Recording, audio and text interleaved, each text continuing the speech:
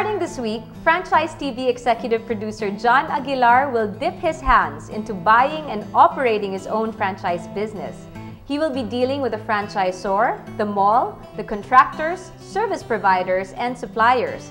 He will also be conducting a market study and undergo training to be able to operate the franchise business. This is the real thing, so you can bet that it's guaranteed to be educational, informative, and exciting at the same time. It is the first reality franchise business series on Philippine television. Jump-starting his quest, John would have to know about the franchisor's viability, business concept, history of success and development, its values, mission, and vision, its relationship with franchisee partners, and other factors that spell longevity and success in a very competitive environment. As a franchisee, he must exhaust all means to know as much as he can, very much like how marriage partners get to know each other before saying their vows. Binalot is something that I enjoy eating. You know, it's good old Filipino food, and it comes in an eco-friendly banana leaf. So, you know, I've always believed that, you know, if you're gonna get into a business, it has to be something that you appreciate and you genuinely like. And in this case, I really like Binalot, so it makes sense.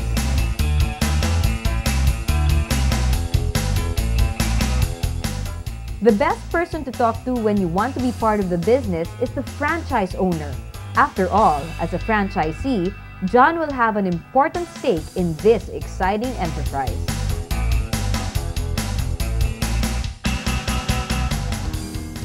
Hi, Romel. Hi, John. Kumusta? Very good. Nice to see you. So, Romel, well, I'm here because I'm thinking of getting a Binalot franchise, but I'd like to hear from your words, what makes Binalot so unique? Of course, Binalot is a Filipino food, no? So, pagkain natin, all-time Pinoy favorites. So, basically, that's really the unique selling proposition. Our food is yung mga comfort food ng Pinoy, wrapped in the traditional way and served the fast food way. Convinced ako with the product and what you're doing with the company, but I'd like to know, how successful have your franchisees been so far? We know na successful yung mga franchisee natin kasi meron na sa kanilang mga nag-renew ng mga franchise nila. Marami na, no? And also, meron na mga nag-multi-franchise. So, before even the franchise term ends, nag-open na sila ng second franchise store nila. The investment of Binalot is one of the strong points of Binalot talaga, no? Kasi we're not as high as the others, no? With Binalot, it's only 2 to 2.5 million. Okay. Kasi ang area natin mas maliit. You only need 45 to 90 square meters on the average. Pero yung payback period is the same. So, ang payback period natin is also 2.5 to 3 years. Bawi ka na.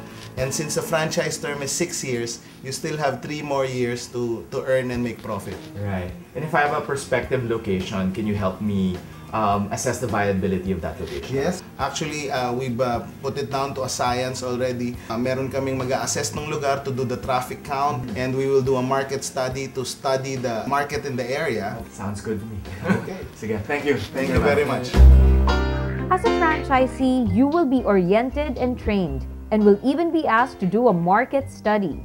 Ano ba yung next steps after the, kumbaga, meet and greet with the franchise owner? The next step is a profiling test. A profiling test, actually, it's a step na we're doing to the franchise applicant because we want to make sure also na in-line, kumbaga, sa aming direksyon sa Binalot, yung aming makukuhang partner. It's going to be a husband and wife relationship for 6 years, so we just want to make sure na parang okay sila. After the profiling test po, the franchisee will of course send the vicinity map of the proposed location. They will conduct a market research.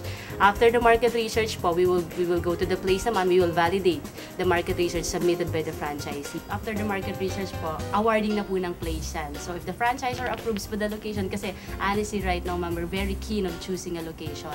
We want to make sure that it's going to be a profitable, a viable, and a feasible one. After the market research po, we will proceed with the memorandum of agreement signings. And that means you're in it for 6 years? Yes. What about training? Pasok na ba yung training after the site's approved or before? After the MOSIGN, you proceed with the training.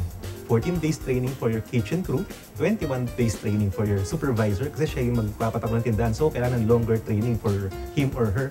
And of course, for the franchisee, meron din tayong 5 days trainings. For the 5 days training, yung first day doon about the service group naman yung marketing, finance. Second day, that's operations training on how to run the kitchen na and how to run the business na.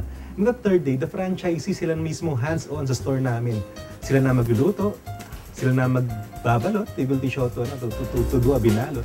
And for a good franchisee on training, equally important is the next step, the construction phase. Pagka nakapirma ka na po ng kontrata, we will proceed with the construction na. So the first step for the construction actually is a pre-construction meeting with the lessor, because we really have to identify what are the guidelines of the certain location. These are just some of the fast facts in a franchise business venture. Information is important. Franchise packages, franchise fee inclusions, procedures, or turnkey arrangements. It's interesting to note that as a Binalot franchisee, you can avail of the corporation's Company Supervision Scheme, or CSS.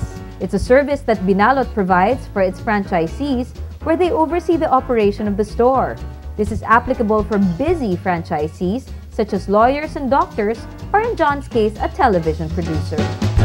Visit www.binalot.com to supplement your growing interest in a Binalot franchise.